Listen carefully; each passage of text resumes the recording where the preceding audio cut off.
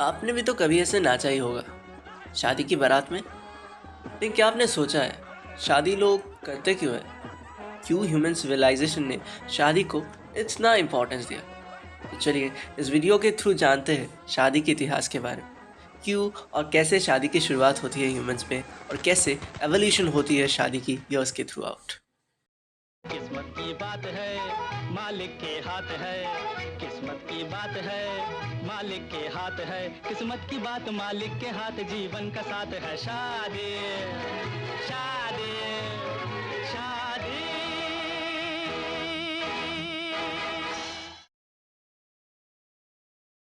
हम एक बार जीते हैं, एक बार मरते हैं। शादी भी एक बार होती है, और प्यार एक बार ही होता है। अंजलि को राहुल से प्यार होती है, राहुल को टीना से। इसलिए राहुल और टीना की शादी हो जाती है। यानी कि प्यार बहुत ही ज़रूरी है शादी होने के लिए। ऐसा ही आजकल का नॉर्म है ना। लेकिन इतिहास में पीछे जाए तो शादी और प्यार की कोई कनेक्शन ही नहीं है। हाँ, marriage had nothing to do with love. तो किस रीज़न की वजह से शादी का शुरुआत हुआ, चलिए जानते हैं यहाँ से। ह्यूमंस अपनी एवोल्यूशन की स्टोरी पे आगे बढ़ रहे थे। बहुत सारे स्टेजेस के बाद ह्यूमंस होमो इरेक्टस नाम की स्टेज पे आके पहुंच चुके थे। ये हमारे यानी कि होमो सेपियंस के सबसे करीबी एंसेस्टर्स हुआ करते थे। इन्हें हंटर गैदरर्स भी कहा जाता था, क्योंकि ये एनिमल्स को हंट करते थे, एनिमल्स की फ्लैश को खाते थे, और एनवायरनमेंट से खाने कलेक्ट करके खाने का रिवाज चल रहा था इनके बीच। धीरे धीरे ह्यूमंस एग्रीकल्चर और फार्मिंग भी शुरू करते हैं। बड़े बड़े फैमिलीज में तब रहा करते थे ह्यूमंस। एक सिंगल इंडिविजुअल की एक से अधिक मेट्स हुआ करती थी, और सारी महिलाएं, पुरुष और बच्चे एक साथ रहा करते थे। तब पॉलीगेमी की ही प्रथा चल रही थी ह्यूमंस के बीच। लेकिन समय के साथ साथ ह्यूमंस आगे बढ़ते हैं मोनोगेमी की तरफ, यानी कि एक ऐसी सोसाइटी जहाँ पे एक सिंगल मेट रखने की प्रथा हो। पॉलीगेमी से मोनोगेमी की तरफ शिफ्ट होने के पीछे काफ़ी सारे थियरीज और हाइपोथेसिस बनाए जाते हैं, लेकिन इनमें से 3 सबसे सिग्निफिकेंट है। सबसे पहली थियरी ये कहती है कि मल्टीपल पार्टनर्स रखने के कारण एसटीडीज यानी कि सेक्सुअली ट्रांसमिटेड डिजीजेस की संख्या काफ़ी बढ़ जाती है। जितनी बड़ी फैमिलीज उतनी ज़्यादा एसटीडीज, जितनी छोटी फैमिलीज उतनी कम एसटीडीज।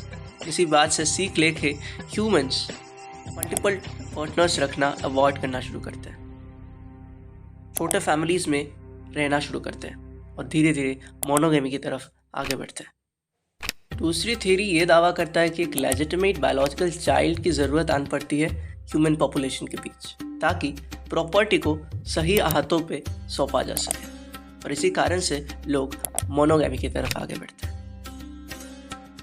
मोनोगेमी की कंसेप्ट से बाद में शादी की शुरुआत होती है। काफ़ी हिस्टोरियन से मानते हैं कि शादी की सेरेमनी को आयोजित करना काफ़ी ज़रूरी हो चुकी थी ह्यूमंस के बीच, ताकि इस इंसिडेंट का आई विटनेस बन सके लोग, और बाद में लेजिटिमेट चाइल्ड को सिलेक्ट करने में कोई प्रॉब्लम ना हो। पहली रिकॉर्डेड शादी होती है मेसोपोटामिया में अराउंड 2350 BC।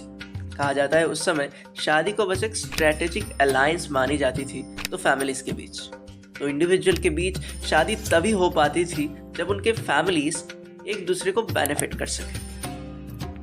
आज के दिन की शादी से काफ़ी अलग हुआ करती थी उन दिनों की शादी। ऐसे आज के दिन शादी कैसे होती है?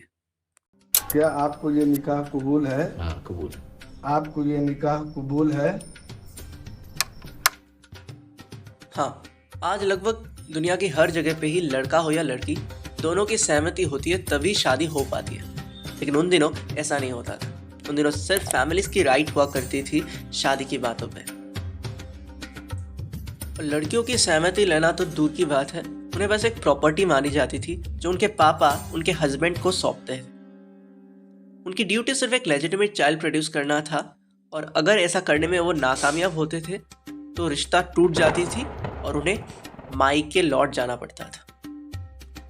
और ये सारे रीजंस दर्शाते हैं कि शादी के रूट्स काफ़ी ज़्यादा अनफेमिनिस्ट है। लेकिन ऐसे आज कोई फिक्र करने वाली चीज़ है नहीं, क्योंकि दुनिया में हर जगह चीज़ें काफ़ी बदल चुके हैं। ऐसा ही लगता है ना आपको, लेकिन ऐसा है नहीं, क्योंकि आज भी काफ़ी सारे रीति रिवाजें हैं शादी की जिन्हें काफ़ी ज़्यादा अनफेमिनिस्टिक मानी जा सकती है। क्या है वो, चलिए देखते हैं। चल रही सजनी अब क्या सोचे, कजरा ना बह जाए रोते रोते। हाँ, विदा।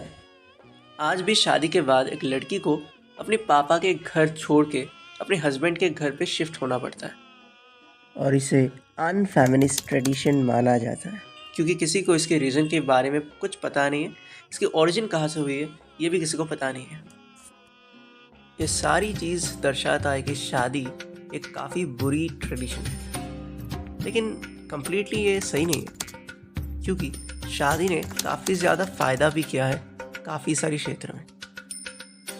शादी के कल्चर ने ह्यूमन सोसाइटी को एक सही स्ट्रक्चर देने में काफ़ी मदद की है। शादी होने से उस फैमिली के बच्चे और कपल्स की इमोशनल और फिजिकल वेलबींग भी गारंटीड होती है, और ह्यूमंस में एसटीडी की संख्या भी रिड्यूस हुई है। डॉक्टर बी आर अम्बेडकर भी कहते हैं कि शादी ही एक जरिया है जिससे कास्टिज्म खत्म हो सकता है। इंटरकास्ट मैरिज से दो कास्ट के बीच का डिस्क्रिमिनेशन खत्म हो सकता है। समय के साथ शादी बदलना शुरू करता है। ये अब एक स्ट्रेटेजिक अलायंस तक सीमित नहीं रहा है। ये अभी दो फैमिलीज के बीच की बात नहीं रही है। ये अब दो इंडिविजुअल की संबंध की बात हो चुकी थी। इसमें रिलीजियस एंगल भी घुसता है और इसमें प्यार की एंगल भी ऐड होती है। शादी की इतनी ज़्यादा एवोल्यूशन हो चुकी है कि अभी होमोसेक्सुअल शादी भी काफ़ी जगह पे एक्सेप्ट होना शुरू हो चुकी है। होमोसेक्सुअल शादी को कंट्रडिक्ट करने वाली सबसे बड़ी फैक्टर शादी की इतिहास ही है। शादी की शुरुआत ही होती है एक स्ट्रेटेजिक अलायंस की तरह। शादी की मेन मकसद ही होता है एक लेजिटिमेट बायोलॉजिकल चाइल्ड प्रोड्यूस करना। तो अगर ऐसा होता ही नहीं है तो शादी की ज़रूरत भी क्या है? और इन्हीं कारणों की वजह से काफ़ी सारे गवर्नमेंट्स और संस्थाएं होमोसेक्सुअल मैरिज को मान्यता नहीं देते।